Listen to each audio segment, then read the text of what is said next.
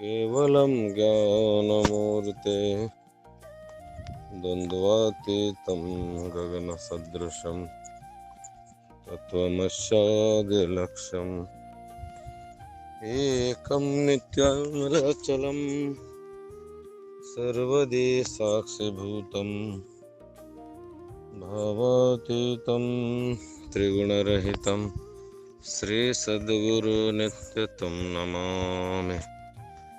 ಮಹಾಯೋಗಪೀಠೆ ತಟೆ ಭೀಮರತ್ಯಂ ವರಂ ಪುಂಡಲೀಕಾಯ ಧಾತೋ ಮುನೀಂದ್ರೇ ಸಮಾಗತ ತಿಷ್ಠಂತ ಮಹಾನಂದಕಂದಂ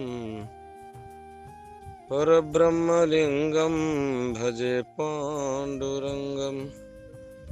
ಪಾಂಡುರಂಗಾಕರು ಪ್ರಥಮ ನಮನ दुसरे चरणा संताजया त्यांच्या कृपादाने कथेचा विस्तार बाबाजी सद्गुरु दास तुका.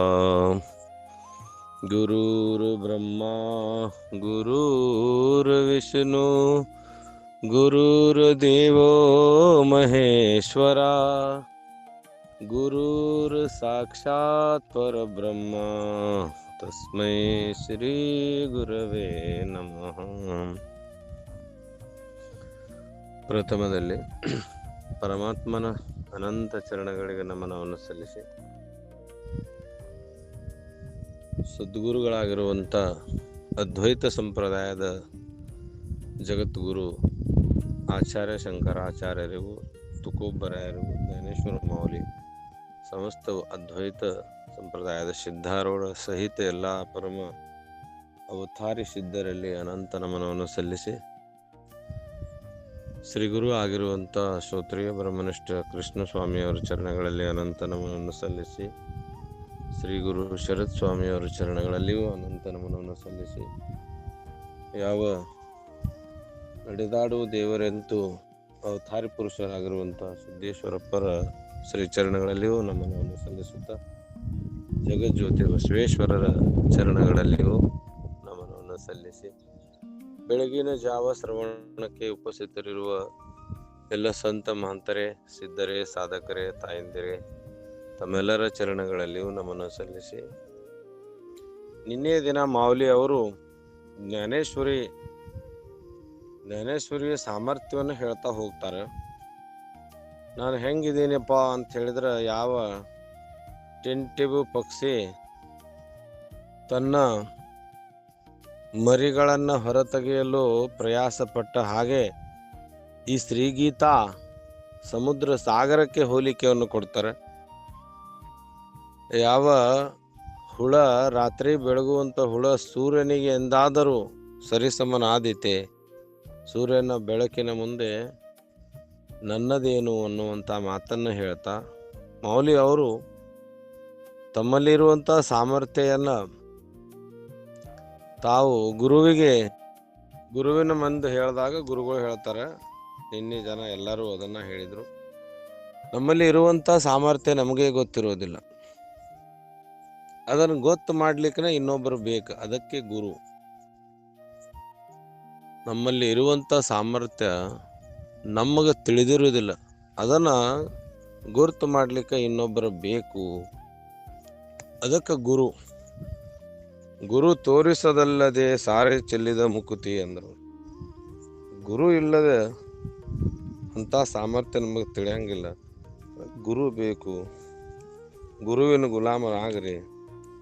ಪ್ರತಿಯೊಬ್ಬರಲ್ಲಿನೂ ಭಯ ಇರ್ತದೆ, ಸಂದೇಹ ಇರ್ತದೆ, ನನಗಾಗುವುದಿಲ್ಲ ಅನ್ನುವಂಥ ಮಾತು ಇರ್ತದೆ.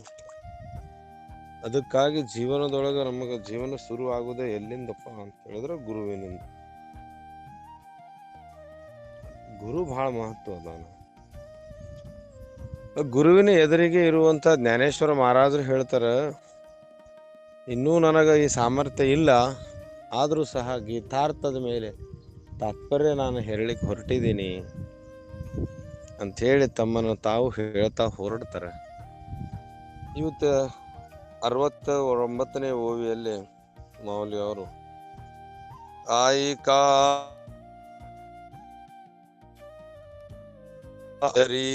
अणिक त्याहो नि थोर हो आवे मणवो नि आषाढु हे अघावे निर्धारिता तया गीतार्ताची थोरी स्वयं शंभू विवरी जेत भवानी प्रसन्न करी चमत्कारोनी तेत हरो मणिने निजे जीवे सोये का स्वरूप तुझे तैसे हे नित्य नूतन देखिजे गीता तत्व ಮೌಲ್ಯರು ಹೇಳ್ತಾರ ತಯಾ ಗೀತಾರ್ಥಾಚಿ ಥೋರಿ ಸ್ವಯಂ ಶಂಭು ಏನ್ ಹೇಳ್ತಾರ ಅಂತ ಹೇಳಿದ್ರ ಈ ಗೀತಾ ತತ್ವವನ್ನು ಸಾಕ್ಷಾತ್ ಪರಬ್ರಹ್ಮ ಹೀಗೆ ನೋಡಿದ್ರ ಯಾವ ಆಕಾಶವನ್ನು ಹಿಡಿಯಬೇಕೆಂದು ಮಾಡಿದರೆ ಅದಕ್ಕಿಂತಲೂ ತಾವು ಹೆಚ್ಚು ಬೆಳೆಯಬೇಕಾಗಿರುತ್ತದೆ ಅಂತಾರ. ಯಾವ ಆಕಾಶ ಕಾಣಕತ್ತದಲ್ರಿ ಅದನ್ನು ಜರ ನಾವು ಹೋಗಿ ತಲುಪಬೇಕಂದ್ರೆ ಅದಕ್ಕಿಂತ ಎತ್ತರವಾಗಿ ಬೆಳಿಬೇಕಾಗ್ತದ. ಹಾಗೆ ಹಿಡಿಯಬೇಕೆಂದು ಮಾಡಿದರೆ ಅದಕ್ಕಿಂತ ತಾವು ಹೆಚ್ಚು ಬೆಳೆಯಬೇಕಾಗುತ್ತದೆ. ಈ ಪ್ರಕಾರ ನಿಜವಾಗಿ ಗೀತೆಯ ಅರ್ಥ ಮಾಡಲು ನನ್ನಕ್ಕಿಂತಲೂ ಹೆಚ್ಚಿನ ಯೋಗ್ಯ ಮನುಷ್ಯರು ಬೇಕಾಗಿದ್ದರು. ಯಾಕಂದರೆ ಈ ಕೆಲಸವು ನನ್ನ ರಕ್ತಿಯ ಹೊರಗೆ, ನನ್ನ ಶಕ್ತಿಯ ಹೊರಗೆ ಇರುತ್ತದೆ. ಅವ್ರು ಹೇಳ್ತಾರ ನನ್ನ ಶಕ್ತಿಗೆ ಮೀರಿದ್ದದಿದು. ಯಾಕಂದ್ರ ಅವ್ರ ಬಾಲಕನ ಸ್ಥಾನದಲ್ಲಿ ನಿಂತ ಮಾತಾಡ್ತಿದಾರ. ನಾನು ನಿಮ್ಮ ಬಾಲಕ, ನೀವು ನನ್ನ ಕೇಳುವ ಶ್ರೋತೃಗಳೆಲ್ಲ ತಂದೆಗಳಿದ್ದ ಹಾಗೆ. ಬಾಲಕ ಬೋಬಡ ಮಾತನಾಡುವಂತ ಸಮಯದೊಳಗ ತಂದೆ ತಾಯಿಗಳು ಅದನ್ನು ನೋಡಿ ಆನಂದ ಪಡುವ ಹಾಗೆ. ಹೀಗೆ ಇದು ಆಕಾಶ ಎತ್ತರವಾಗಿರುವಂಥದ್ದು. ಆಕಾಶಕ್ಕೆ ಮುಟ್ಲಿಕ್ಕೆ ಹೋಗ್ಬೇಕಾಗಿತ್ತಂದ್ರೆ ಅದಕ್ಕಿಂತ ಎತ್ತರವಾದಂತ ಸಾಮರ್ಥ್ಯ ಇದ್ದವರು ಮಾತ್ರ ಅಷ್ಟು ಬೆಳೆಯಬೇಕಾಗ್ತದ. ಹಾಗೆ ಬೆಳೆದವ್ರಿಗೆ ಮಾತ್ರ ಈ ಗೀತಾ ತಿಳಿತದ. ಇದರ ತಾತ್ಪರ್ಯ ಹೇಳಿಕ್ಕೆ ಬರ್ತದ ಅನ್ನುವಂತ ಮಾತನ್ನ ಹೇಳ್ತಾ ಇದ್ದಾರೆ. ಈ ಗೀತೆ ಎಷ್ಟು ಸಾಮರ್ಥ್ಯ ಉಳ್ಳದು ಅಂತ ಹೇಳಿದ್ರ ಶ್ರೀ ಶಂಭು ಶಂಕರ ತಾಯಿ ಪಾರ್ವತಿಗೆ ಹೇಳ್ತಾರೆ. ಪಾರ್ವತಿ ತಾಯಿಗೆ ಹೇಳುವಂತ ಈ ವಿಶೇಷ ಗೀತೆ ಶಂಭೋ ಭಗವಾನ ಶಂಕರನಿಗೆ ಪಾರ್ವತಿ ಕೇಳ್ತಾಳ. ಆಗ ಶಂಕರರು ಈ ಗೀತೆಯನ್ನ ಶ್ರೀಶಂಕರರು, ಹೇ ಪಾರ್ವತಿ ದೇವಿ, ನಿನ್ನ ಸ್ವರೂಪವು ನಿತ್ಯ ಹೊಸದಾಗಿ ಇದ್ದರಿಂದ ಯಾವ ಪ್ರಕಾರ ಅದರ ಅಂತ ಹತ್ತುವುದಿಲ್ಲವೋ ಹಾಗೆ ಗೀತೆಯ ತತ್ವವು ನಿತ್ಯವಾಗಿ ಹೊಸದಾಗಿ ಇದ್ದರಿಂದ ಇದಾದರೂ ತಿಳಿಯಲಾರದು. ಈ ತಾಯಿಂದಿರು ನೋಡ್ರಿ, ತಾಯಿಂದಿರು ಮಾಯಾ ದಿನ ಒಂದ್ ಸೀರೆ ಉಟ್ಕೋತಾರ. ಅವ್ರು ದಿನ ಬೇರೆ ಬೇರೆ ರೂಪ ತೋರಿಸ್ತಾರ. ಹಂಗ ನಿನ್ನ ಸ್ವರೂಪ ದಿನ ಬೇರೆ ಬೇರೆ ಅದ. ಈ ಮಾಯೆ ನನಗೆ ತಿಳಿವಲ್ದಾಗೆ ಅದ. ಹಾಗೆ ಗೀತೆ ತತ್ವನೂ ಸಹ ಹಂಗೆ ಅದ. ಇದನ್ನು ಸಹ ಇದರ ಮೇಲೆ ಎಷ್ಟೋ ಆಚಾರ್ಯರ ಮಾತಾಡ ಹೋದ್ರು ಸಹ ದಿನ ಅದೇ ಶ್ಲೋಕ ಮಾತಾಡಿರ್ತಾವ. ಒಂದೇ ಶ್ಲೋಕ ಮಾತಾಡ್ರಿ, ಒಂದೇ ಓವಿ ಹೇಳ್ರಿ, ಅದು ಬೇರೆ ಅರ್ಥನೇ ಹೇಳ್ತದ. ಆ ತತ್ವನ ಬೇರೆ ಇರ್ತದ. ಅಂತ ಅನಂತ ಶಕ್ತಿ ಉಳ್ಳಂತ ಇದು ಶ್ರೀಗೀತ. ಯಾಕಂತ ಹೇಳಿದ್ರ ಇದನ್ನ ಹೇಳಿದವರು ಅನುಭವ ಮಾಡಿಕೊಂಡು ಹೇಳಿದವರಲ್ಲ, ಸಾಕ್ಷಾತ್ ಭಗವತ್ವಾಣಿ. ಅನಂತ ಬ್ರಹ್ಮಾಂಡ ಉದರಿ ಹರಿಹ ಬಾಳಕ ನಂದಾಘರಿ. ಅನಂತ ಬ್ರಹ್ಮಾಂಡ ಅಂತ ಸಾಮರ್ಥ್ಯವುಳ್ಳಂತ ಭಗವಂತನ ಅನುಭವದ ಮಾತುಗಳು. ಈ ಗೀತಾ ತತ್ವವೂ ಸಹ ಹಾಗೆ. ಏಕೆಂದರೆ ಇದರ ದಿನಂಪ್ರತಿ ಹೊಸ ಹೊಸ ವಿಚಾರ. ಹೇಗೆ ನಿಮ್ಮ ಅವತಾರವನ್ನು ಕಂಡುಹಿಡಿಯಲು ಆಗುವುದಿಲ್ಲ ಹಾಗೆ ಗೀತೆ ಅಂತ ತಾಯಿಗೆ ಹೋಲಿಸ್ತಾರೆ. ತಾಯಿ ಜಗದಂಬಾಗಿ ಗೀತೆಯನ್ನು ಹೋಲಿಸ್ತಾರೆ ಶಂಕರರು. ಹೇ ಪಾರ್ವತಿ, ಇದರ ಮಹಿಮೆ ತಿಳಿಯದು. ಅದಕ್ಕಾಗಿ ಜಗತ್ತಿನೊಳಗ ತಾಯಿಂದಿರ ಮಹಿಮೆ ಹೆಂಗ ತಿಳಿದಿಲ್ಲ, ಈ ಭಗವದ್ಗೀತೆ ಮಹಿಮೆನೂ ಸಹ ನಮ್ಮ ತರ್ಕಕ್ಕೆ ನಿಲ್ಕೋದಿಲ್ಲ. ಯಾಕಂತ ಹೇಳಿದ್ರೆ ಇದರ ವಿಷಯ ಬೇರೆ ಬೇರೆನೇ ಅದ. ಒಂದು ದಿವಸ ಒಂದು ಶ್ಲೋಕ ಚಿಂತನೆ ಮಾಡ್ರಿ, ಅದು ಬೇರೆನೇ ವಿಷಯ ಕೊಡ್ತದೆ. ತಾವು ನಾಥ ಗೀತಾ ನಾಥ ಮಹಾರಾಜರು ಬರೆದಿರುವಂಥ ಶ್ರೀಮದ್ ಭಾಗವತವನ್ನು ತೆಗೆದು ಒಂದೇ ಒಂದು ಓದ್ರಿ ನೀವು. ಓದಿದ ತಕ್ಷಣ ಅದು ನಿಮಗೆ ಏನ್ ಮಾಡ್ತದ ಅಂತ ಹೇಳಿದ್ರ ಹೊಸ ವಿಚಾರನೆ ಹೇಳ್ತದ. ನಾಥ ಮಹಾರಾಜರು ಏಕನಾಥಿ ಭಾಗವತ ಬರೆದಾರ. ಆ ಏಕನಾಥಿ ಭಾಗವತ ತುಕೋಬರಾಯರ ಗಾಥಾ ಆಗಿರ್ಬೋದು, ಜ್ಞಾನೇಶ್ವರಿ ಆಗಿರ್ಬೋದು, ಇವುಗಳನ್ನ ತಾವು ತೆಗೆದು ಅಭ್ಯಾಸ ಮಾಡಿದ್ರಂದ್ರ ಇವತ್ತು ಬಂದಿದ್ದ ವಿಷಯ ತಮಗ ಬೇರೆನೆ ಬರ್ತದ. ಹಂಗ ಇದು ಹೆಂಗಪ್ಪ ಅಂತ ಹೇಳಿದ್ರ ಇದು ಕಲ್ಪತರು ಇದ್ದಂಗ. ನಾವು ಕಲ್ಪನೆ ಹೆಂಗ ಮಾಡ್ತೀವಿ ಹಂಗಂಗ ಕೊಡುವಂತ ಒಂದು ಸುಂದರ ಅದ್ಭುತ ಸಾಮರ್ಥ್ಯವುಳ್ಳಂತ ಗ್ರಂಥ ಅಮ್ಮ ಜಗದಂಬನಿಗೆ ಹೋಲಿಸ್ತಾರೆ. ಸರ್ವೇಶ್ವರ ತತ್ವ. ಅದಕ್ಕಾಗಿ ಹೇ ಪಾರ್ವತಿ, ನಿನ್ನ ಸ್ವರೂಪ ನಿತ್ಯ ಹೊಸದಾಗಿ ತೋರುವಂತೆ ಈ ಪ್ರಕಾರವು ಇದರ ಅಂತ ಹತ್ತುವುದಿಲ್ಲ ಅಂತ ಹೇಳ್ತಾರೆ. ಅಂತ ಅಂದ್ರೇನ್ರಿ? ಈ ಗೀತೆಯ ತತ್ವ ನಿತ್ಯ ಹೊಸದಾಗಿದೆ, ಇದರ ಅಂತ ಹತ್ತುವುದಿಲ್ಲ ಅಂತ ಹೇಳ್ತಾರೆ. ಹಾಗಾದ್ರ ಇದು ಹೆಂಗದ? ಅನಂತ ಅದ. ಅಂತ ಶಬ್ದ ಬಂದದ. ಅಂತ ಅಂದಾಗ ಇದರ ಅಂತ ಯಾವಾಗ ಸತ್ ಯಾವಾಗಿದು ಅದ, ಇದರದ ಅಂತ್ಯ ಪ್ರಾರಂಭ ಯಾವಾಗ ಆಗ್ಯದ, ಅದೇ ಸನಾತನ.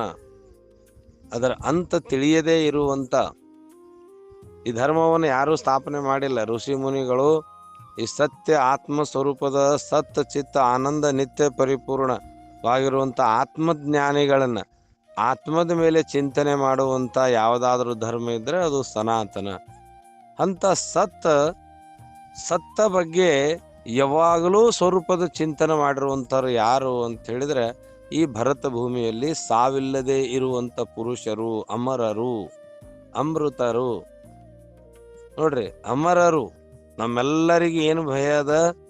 ಈ ಸ್ಥೂಲ ಶರೀರ ನಾವಂತ ತಿಳ್ಕೊಂಡು ಇದಕ್ಕಿರುವಂತ ಜನ್ಮ ಮರಣ ಪ್ರಾರಬ್ಧ ಇರುವಂತ ಜೀವ, ಇದರ ಅಧೀನದಲ್ಲಿ ಬದುಕುತ್ತಿರುವಂತ ನಾವುಗಳು ಏನ್ ತಿಳ್ಕೊಂಡಿವ ಅಂದ್ರೆ ನನಗ ಜನನ ಮರಣ ನನಗದ ಅನ್ನುವಂಥ ಅಧ್ಯಾಸದೊಳಗೆ ಬದುಕ್ತಾ ಇದೆ. ಅದಕ್ಕೆ ನಾವು ಎಲ್ಲರೂ ಯಾರು ಅಂತ ಹೇಳಿದ್ರೆ ಅಮರರು. ಈ ಅಮರರು ಅನ್ನುವಂಥ ಶಬ್ದವನ್ನು ಮರೆತು ನಾವೆಲ್ಲರೂ ದಿನಂಪ್ರತಿ ಅಳತಾ ಕೂತಿದ್ದೀವಿ. ಎಲ್ಲಿ ಅಳಾಕತ್ತೀವಿ? ಎಲ್ಲಿ ಅದು ಭಯ ನಮಗ? ಆ ಮಬ್ಬಗತ್ತಲಲ್ಲಿ ಹಗ್ಗಲ್ಲಿ ಹಾವು ತೋರದಲ್ಲ, ಅದೇ ನಿಜ ಅಂತ ತಿಳ್ಕೊಂಡಿವ್ ನಾವು. ಯಾವುದು ಭಾಸ ಆಗ್ಯದ, ಯಾವುದು ಇಲ್ಲ ಅದು ಇದೆ ಅಂತ ಎಲ್ಲಿ ನಮ್ಮ ಮನಸ್ಸೊಳಗ ಅಲ್ಲಿ ನಮಗ ಅದರ ಭಯ ಅದ, ಹೆದರಿಕೆ ಅದ. ಆದರೆ ನಿಜವಾಗಿ ನೋಡಿದ್ರೆ ಅಲ್ಲಿ ಹಾವು ಇಲ್ಲ, ಅದು ಹಗ್ಗ ಅದ.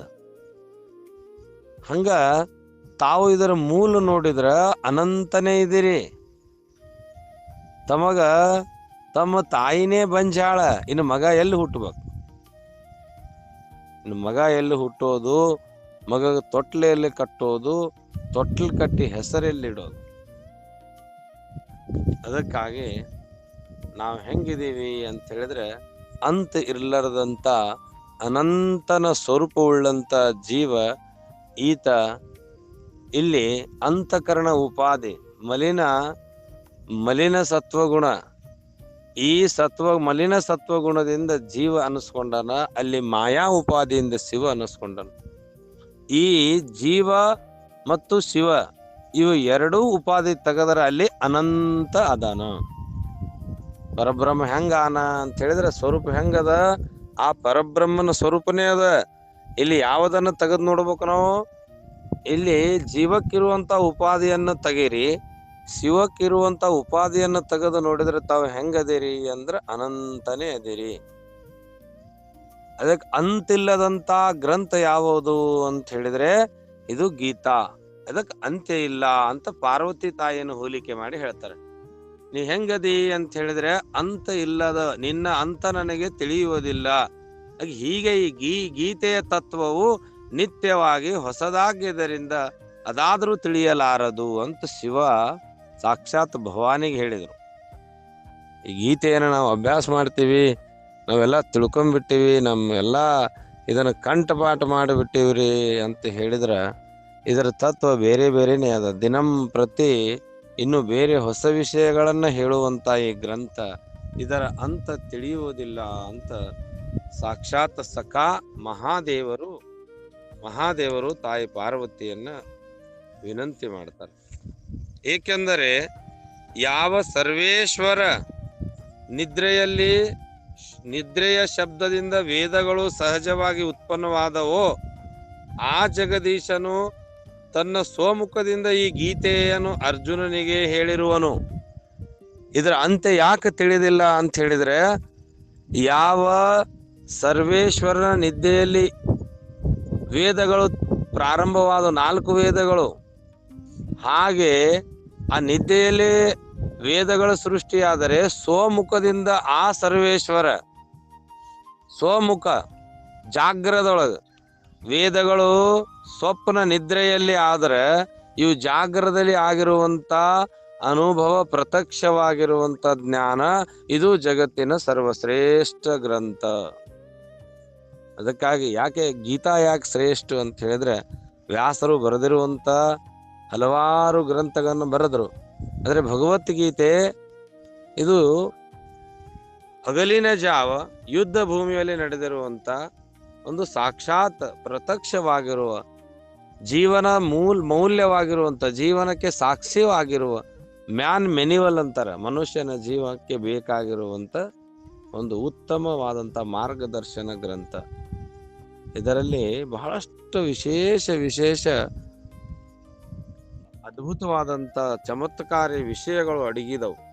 ಅವು ನಮ್ಮೆಲ್ಲರ ಮತಿಗೆ ತಿಳಿಯುವುದಿಲ್ಲ. ಹಾಗಾಗಿ ಯಾರು ಹೇಳ್ಯಾರಪ್ಪ ಇದನ್ನಂದ್ರ ಸ್ವಮುಖ ಭಗವಾನ್ ಉವಾಚ, ಶ್ರೀ ಭಗವಾನ್ ಉವಾಚ.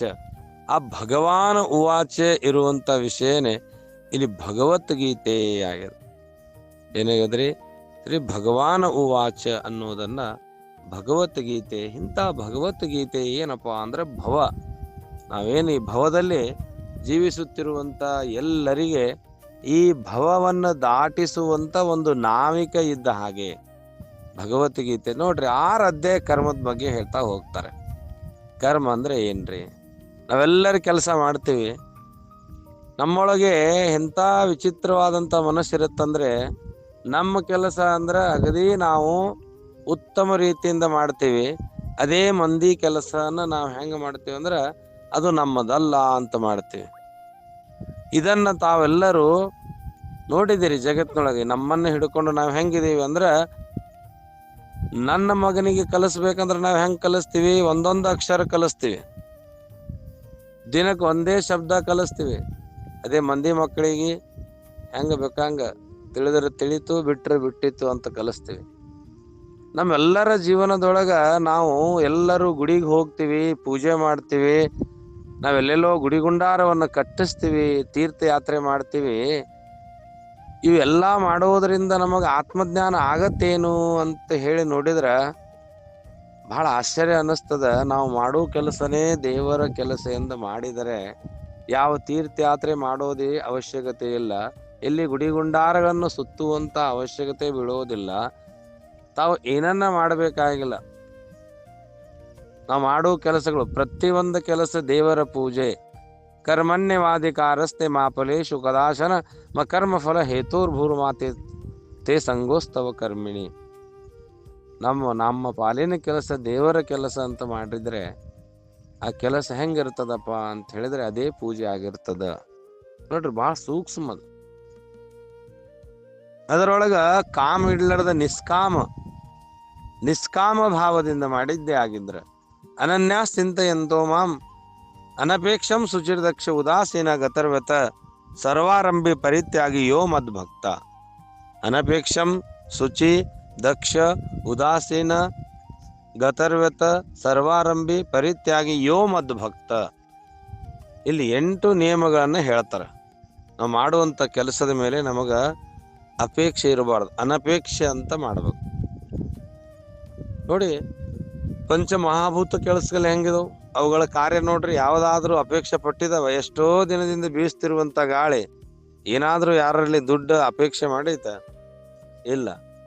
ನಾವೊಂದು 4 ಮಾತು ಮಾತಾಡಿ ಏನ್ ಅಪೇಕ್ಷೆ ಮಾಡ್ತೀವಿ ಅಂದ್ರೆ ನಮ್ಮಂಗೆ ಯಾರು ಮಾತಾಡಿಲ್ಲ, ನಮ್ಮಂಗೆ ಯಾರಿಲ್ಲ ಇಂಥ ನಮ್ಮಲ್ಲಿ ಏನು ಬರ್ತದ ಅಂದ್ರೆ ಅಪೇಕ್ಷೆ ಬರ್ತದ. ಅದಕ್ಕಾಗಿ ಮನುಷ್ಯನಿಗೆ ಒಂದು ಭವರೋಗದ ಭಗವಂತ ನುಡಿದಿರುವಂತ ಅಮೃತ ಇದು. ಭೂಮಿಯ ಮೇಲೆ ಅಮೃತ ಯಾವುದಂದ್ರೆ ಸರಿ ಭಗವದ್ಗೀತೆ. ಭೂಮಿಯ ಮೇಲೆ ಅಮೃತ ಅಂತ ಅಮೃತವನ್ನು ಕುಡಿದರೆ ಬಾಲ್ಯದಲ್ಲಿ ಮಕ್ಕಳು ಕುಡಿ ಕನ್ಯಾ ಪುತ್ರ ಹೋತಿಜೆ ಸಾತ್ವಿಕ ತಯಾಚ ಹರಿಕ ವಾಟೆದೇವ ಗೀತಾ ಭಾಗವತ ಕರತಿ ಶ್ರವಣ ಅಖಂಡ ಚಿಂತನ ವಿಠೋಬಾಚೆ. ಗೀತಾ ಭಾಗವತ ಮಕ್ಕಳೇನಾದ್ರೂ ಇದರ ಶ್ರವಣ ಮಾಡಿದ್ರ, ಇದರ ಚಿಂತನೆ ಮಾಡಿದ್ರ ತಯಾಚ ಹರಿಕ ವಾಟೆ ದೇವ ಕೇಳ್ಬೇಕು. ನಾವಿಂಥ ಉತ್ತಮ ಗ್ರಂಥದ ಬಗ್ಗೆ ಮಕ್ಕಳಿಗೆ ಹೇಳೋದಿಲ್ಲ. ನಾವೇನ್ ಮಾಡ್ತಾ ಇದೀವಿ, ಅವರಿಗೆ ಯಾವುದು ಪ್ರಿಯ ಅದ ಅದನ್ನು ಬೆಳೆಸ್ತಾ ಇದೀವಿ. ಆ ಹೊಟ್ಟೆ ತುಂಬುವಂತ ವಿದ್ಯೆಯ ಜೊತೆಗೆ ಈ ಅರಿವು ಕೊಡುವಂತ ವಿದ್ಯೆಯನ್ನ ನಾವು ಈ ಕಡೆಗೆ ಮಕ್ಕಳಿಗೆ ತರಬೇಕು. ಅಕ್ಕರೆಯು ಲೆಕ್ಕಕ್ಕೆ ತರಕತ ವಾದಕ್ಕೆ ಮಿಕ್ಕಿ ಓದೆಗಳೆಲ್ಲ ತಿರುಪೆಗೆ ಮೋಕ್ಷಗೆ 2 ಅಕ್ಕರೆ ಸಾಕು ಸರ್ವಜ್ಞ ಅಂದ್ರವ್ರು. ಅಕ್ಷರ ಕಲಿದ ಅದಕ್ಕ ಅಕ್ಕರೆಯು ಲೆಕ್ಕ ಮಾಡ್ಲಿಕ್ಕೆ, ತರ್ಕಶಾಸ್ತ್ರ ವಾದ ಮಾಡ್ಲಿಕ್ಕೆ, ಮಿಕ್ಕಿ ಓದುಗಳೆಲ್ಲ ತಿರುಪೆಗಂದ್ರೆ ನೌಕರಿಗಾಗಿ. ಮೋಕ್ಷಗೆ 2 ಅಕ್ಕರೆ ಸಾಕು. ಯಾವ ಮನುಷ್ಯನಿಗೆ ಮೋಕ್ಷ ಅಂತ ಹೇಳಿದ್ರೆ ಸರ್ವ ದುಃಖದ ನಿವೃತ್ತಿ. ಅಂತ ದುಃಖ ದೂರ ಮಾಡುವಂಥದ್ದು ಯಾವುದು ಅಂದ್ರೆ ಜ್ಞಾನ ಅನ್ನುವಂಥ 2 ಅಕ್ಷರ. ಆ ಅರಿವು ಬರುತ್ತೆ ಇದರಲ್ಲಿ. ಯಾರು ಶ್ರವಣ ಮಾಡ್ತಾರೆ, ಯಾವ ಮಕ್ಕಳು ಶ್ರವಣ ಮಾಡ್ತಾರ, ಯಾರೇ ಮಾಡಿರಲಿ ಅವರಿಗೆ ಅರಿವು ಬರ್ತದ. ಆ ಅರಿವಿನಿಂದ ವಿವೇಕ ಜಾಗೃತ ಆಗ್ತದ. ಅಂತ ಅದ್ಭುತವಾದಂತ ಈ ಗ್ರಂಥದ ವಿಷಯನ ಹೇಳ್ತಾ ಹೋಗ್ತಾರೆ ಮೌಲ್ವಿ ಅವರು. ಆಕಾಶದ ಎತ್ತರ, ನಾವೇನಾದ್ರೂ ಆಕಾಶವನ್ನು ಮುಟ್ಟಬೇಕೆಂದರೆ ಆಕಾಶಕ್ಕಿಂತ ಎತ್ತರ ಬೆಳೆಯಬೇಕಾದೀತು. ಅಷ್ಟು ಶಕ್ತಿ ನನ್ನಲ್ಲಿಲ್ಲ. ಈ ಗ್ರಂಥ ಸಾಕ್ಷಾತ್ ಭಗವಂತ ಪಾರ್ವತಿ ತಾಯಿಗೆ ಹೇಳಿರುವಂತ ಗ್ರಂಥ. ಪಾರ್ವತಿ ತಾಯಿ, ನಿನ್ನ ನಿತ್ಯ ವಿನೂತನ ಬೇರೆ ಬೇರೆ ರೂಪವ ತೋರುವ ಹಾಗೆ ಈ ಗ್ರಂಥದ ಪ್ರತಿಯೊಂದು ಶಬ್ದವೂ ಸಹ ನಿತ್ಯ ವಿನೂತನ, ತನ್ನದೇ ಬೇರೆ ಬೇರೆ ವಿಷಯವನ್ನೇ ತೋರುತ್ತೆ. ಹಾಗಾಗಿ ಇದರ ಅಂತ್ಯ ತಿಳಿಯುವುದಿಲ್ಲ ಅಂತ ಹೇಳಿ ಭಗವಂತನೇ ಒಪ್ಪಿಕೊಂಡ್ರು. ಏಕೆ ಅಂತ ಪ್ರಶ್ನೆ ಬಂದಾಗ ಇದನ್ನ ಯಾರು ಹೇಳಿರು ಅಂದ್ರೆ ಸಾಕ್ಷಾತ್ ಸೋಮುಖೇ ಪರಬ್ರಹ್ಮ ಶ್ರೀಕೃಷ್ಣ ಪರಮಾತ್ಮ ತನ್ನ ಸಖಾ ಆಗಿರುವಂತ ಮುಮುಕ್ಷವಾಗಿರುವಂತ ಅರ್ಜುನನ ಪ್ರತ್ಯಕ್ಷವಾಗಿ ಹೇಳಿರುವಂತ ಈ ಗ್ರಂಥ. ಇದರ ಮಹಿಮೆ ಬಹಳ ಅನಂತದ. ಇಂಥ ಅನಂತ ಮಹಿಮೆಯನ್ನು ತಿಳ್ಕೊಬೇಕಾಗಿತ್ತಂದ್ರೆ ನಮ್ಮ ವಿವೇಕನು ಅನಂತ ರೀತಿಯಲ್ಲಿ ನಾವು ಸಹ ಆ ಮಟ್ಟಕ್ಕೆ ಎತ್ತರವಾಗಿ ಬೆಳಿಬೇಕಂತ ನೋಡ್ರಿ. ನಾವು ಸಹ ಎತ್ತರವಾಗಿ ನಾವಿರುವಂತ ಅಂದ್ರೆ ನಮಗೆ ಇರುವಂತ ಈ ಬುದ್ಧಿಗಿಂತ ವಿಶೇಷ ಬುದ್ಧಿ, ಚತುರ್ಬುದ್ಧಿ ಅಂತ ವಿಶೇಷವಾಗಿರುವಂತ ಕಟ್ಟಿಗೆ ಒಳಗಡೆ ಅಗ್ನಿ ಇರುತ್ತೆ. ಕಟ್ಟಿಗೆ ಮೇಲೆ ಕಟ್ಟಿಗೆ, ಕಟ್ಟಿಗೆ ಮೇಲೆ ಕಟ್ಟಿಗೆ ಇಟ್ಟರೆ ಕೆಳಗಿನ ಕಟ್ಟಿಗೆ ಮೇಲಿನ ಕಟ್ಟಿಗೆ ಸುಡೋಲ್ಲ. ಆದ್ರೆ ಅದೇ ಕಟ್ಟಿಗೆಗಳು ಘರ್ಷಣೆಗೆ ಒಳಗಾದರೆ, ಆ ಕಟ್ಟಿಗೆಗಳು ಘರ್ಷಣೆಗೆ ಒಳಗಾದರೆ ತನ್ನ ಸಹಿತ ಅನ್ಯ ಕಟ್ಟಿಗೆಗಳನ್ನು ಸುಟ್ಟು ಭಸ್ಮ ಮಾಡಿಬಿಡ್ತವೆ. ಹಾಗೆ ಅಲ್ಲಿ ವಿಶೇಷ ಅಗ್ನಿ ಪ್ರಕಟ ಆಗ್ತದಲ್ಲಿ. ಸಾಮಾನ್ಯ ರೂಪದೊಳಗೆ ಅಗ್ನಿ ಇತ್ತಲ್ಲಿ, ಸಾಮಾನ್ಯ ರೂಪದೊಳಗ ಅಗ್ನಿ ಇತ್ತು ಕಟ್ಟಿಗೆ ಒಳಗೆ. ಒಂದು ಕಟ್ಟಿಗೆ ಮೇಲೆ ಇನ್ನೊಂದು ಕಟ್ಟಿಗೆ ಇತ್ತು. ಕೆಳಗಿಂದ ಮೇಲಕ್ಕೆ ಸುಡ್ಲಿಲ್ಲ, ಮೇಲಿಂದ ಕೆಳಗಿಗೆ ಸುಡ್ಲಿಲ್ಲ. ಯಾವಾಗ ವಿಶೇಷ ಘರ್ಷಣೆಯಿಂದ ಪ್ರಕಟ ಆಗಿರುವಂತ ಅಗ್ನಿ ತನ್ನ ಸಹಿತ ಅನ್ಯ ಕಟ್ಟಿಗೆಗಳನ್ನು ಸುಟ್ಟು ಹಾಕುವ ಹಾಗೆ ಈ ಗ್ರಂಥದ ಘರ್ಷಣೆಯಲ್ಲಿ ನಮ್ಮ ವಿಶೇಷ ಜ್ಞಾನದಿಂದ ನಮ್ಮಲ್ಲಿರುವಂತ ಅಜ್ಞಾನ ಸುಟ್ಟು ಹೋಗಿ ನಾವೆಲ್ಲರೂ ಸುಜ್ಞಾನಿ ಆಗುವುದರಲ್ಲಿ ಸಂದೇಹವಿಲ್ಲ ಅನ್ನುವಂಥ ಈ ಗ್ರಂಥದ ಉದ್ದೇಶ. ಇಂಥ ಗ್ರಂಥ ನಾವೆಲ್ಲರೂ ಶ್ರವಣ ಮಾಡ್ತಿರೋದು ಬಹಳ ಅದ್ಭುತವಾದಂಥ ಒಂದು ಸಾಧನೆ. ಹೀಗೆ ಈ ಗ್ರಂಥದ ಅನಂತ ವಿಷಯನ ನಾವೆಲ್ಲರೂ ಶ್ರವಣ ಮಾಡುತ್ತಾ ಹೋಗೋಣ ಅನ್ನುವಂಥ ಮಾತನ್ನೇ ಹೇಳ್ತಾ ಇಲ್ಲಿ ತರ ನುಡಿಸಿರುವಂಥ ನುಡಿಗಳು ಕೃಷ್ಣಾರ್ಪಣ ಭಗವಂತನಿಗೆ ಅರ್ಪಣ ಮಾಡಿ ಯಾವ ಜ್ಞಾನೇಶ್ವರ ಮೌಲ್ಯವರ ಚರಣಗಳಲ್ಲಿ ಅರ್ಪಣೆ ಮಾಡಿ ತಮ್ಮೆಲ್ಲರಿಗೆ ಶರಣಾರ್ಥಿ. ಬೋಲಾ ಪುಂಡಲಿ ವರದೇ ವಿಠಲ ಶ್ರೀ ಜ್ಞಾನದೇವ ತುಕಾರಾಮ್.